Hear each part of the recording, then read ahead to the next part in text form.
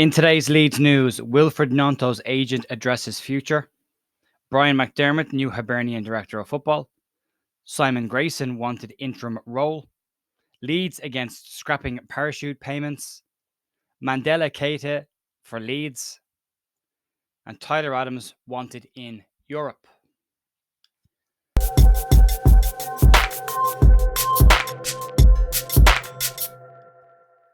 Morning, folks. Jay here at The View on the 4th of May with your Leeds news on a Thursday morning, heading into what's going to be a very interesting looking weekend. What did you think of the press conference yesterday? Let me know in the comments. I'm dying to know. Got a better manager than Pep Guardiola and Jurgen Klopp. It's just, I don't know. I'm still not sure how I feel about this. If you say it's a bold strategy, Cotton, if it pays off, well done to Leeds. Let's stop messing. Let's get into this and start off with the news. And we'll start off with Wilfried Gnonto. And Leeds fans will be delighted to hear the news that Wilfried Gnonto's agent has come out today to say that he expects Gnonto to stay at Leeds next season. Gnonto's had a very strong start to his time at Leeds, getting 4 goals and 4 assists in his first season in the Premier League.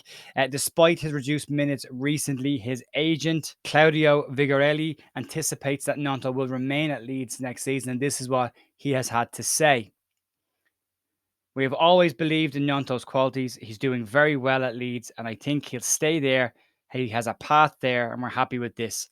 He went on to say that he expects Leeds and himself and Willie to sit down at the end of the season to negotiate an extension to his existing contract. He went on to say that he doesn't think there'll be any problems with this. Basically, he said there will be no problems. So pretty definitive statement from his agent, Claudio Vigorelli.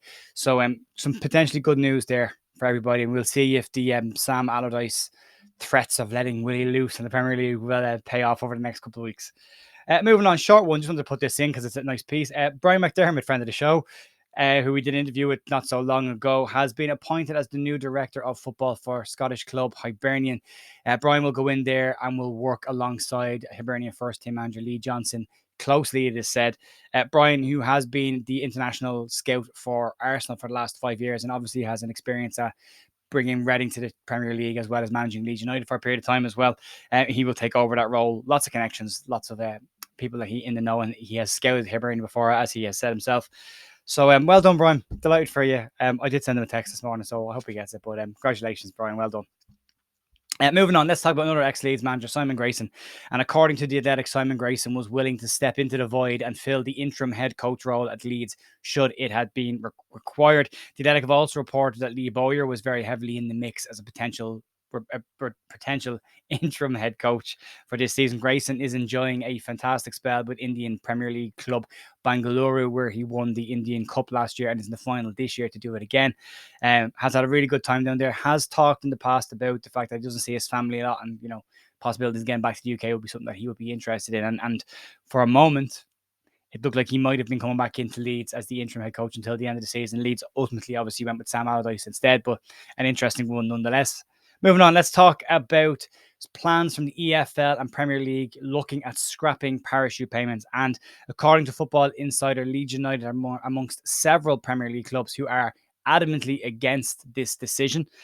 The EFL and Premier League are approaching an agreement on a new deal which would see more money filtered down from the Premier League into the English Football League as they struggle for revenue down there. The EFL wants to remove parachute payments entirely from relegated Premier League clubs as they see it as an unfair advantage going into a new season.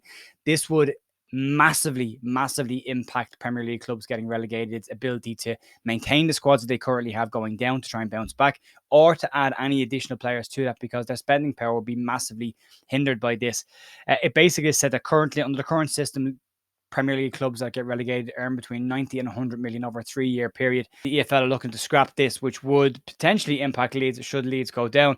As I said, the top 6 teams in the Premier League, the traditional top 6, are said to not be against this, but every other team in the Premier League as being very much against this.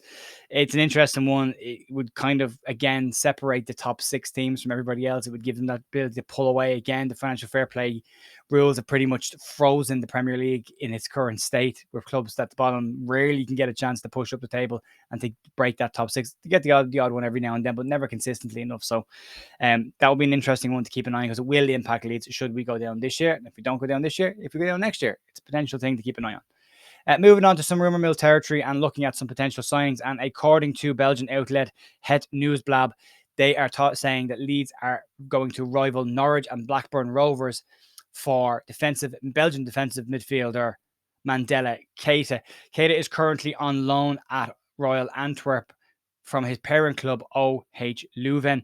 And it is said that, according to Football Insider, Leeds would be seen to have the edge on Norwich and Blackburn given their Premier League status. And should Leeds maintain their Premier League status, the 20-year-old Belgian midfielder has been capped 4 times by Belgian under-21 side.